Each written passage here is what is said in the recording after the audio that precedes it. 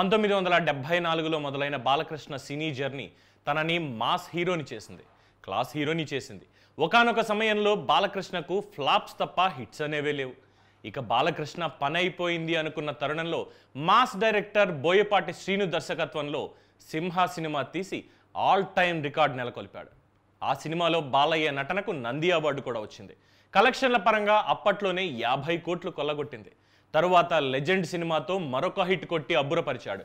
Legend cinema తర్వాత flops చూసిన బాలకృష్ణ మళ్ళీ బోయపాటితో అఖండ తీసి కన్నీ విని ఎరుగని రీతిలో హిట్ కొట్టి హ్యాట్రిక్ విజయాన్ని వాళ్ళిద్దరి ఖాతాలో వేసుకున్నారు. అఖండ తరువాత వెంటనే వీరసింహారెడ్డి, నేలకొండ భగవత్ కేసరి సినిమాలు బ్లాక్ బస్టర్ హిట్స్గా నిలిచాయి. ఇక విషయానికి వస్తే బాలయ్య టాలీవుడ్లో 50 ఏళ్లు పూర్తి చేసుకుంటున్నాడు. అంతేకాదు 50 కెరీర్లో ఇప్పటికీ హీరో స్టార్డమ్ అనుభవిస్తూ కంటిన్యూ అవుతున్న నట వారసులు ప్రపంచంలో ఎవ్వరూ లేరు. సినిమాల్లోనే కాదు, రాజకీయ రంగంలో ఆయన వరుసగా 3 సార్లు ఆంధ్రప్రదేశ్ అసెంబ్లీకి ఎన్నికైన హిందూపూర్ ఎమ్మెల్యేగా హ్యాట్రిక్ సాధించారు. ఇప్పుడు సిల్వర్ జూబ్లీ జరుపుకుంటున్న హైదరాబాద్లోని బసవతారకం ఇండో బ్రిటిష్ క్యాన్సర్ హాస్పిటల్స్కి ఆయన చైర్మన్గా ఉన్నారు. ఈ ఆసుపత్రిని అభివృద్ధి చేసేందుకు ఆయన చేస్తున్న కృషి మరువలేనిది.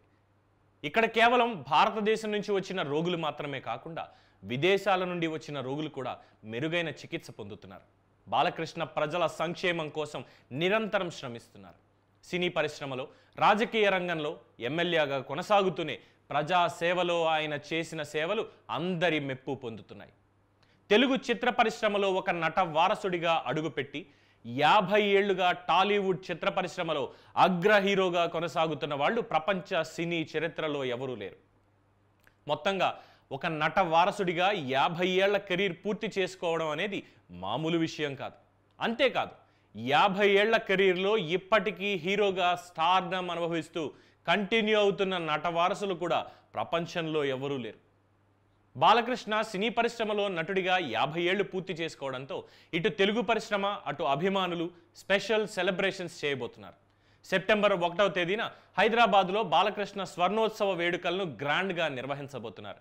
ఇక అదే రోజు తన తనయుడు మోక్షజ్ఞ ఎంట్రీ గురించి ఒక వార్త ఉంటుంది అని సమాచారం.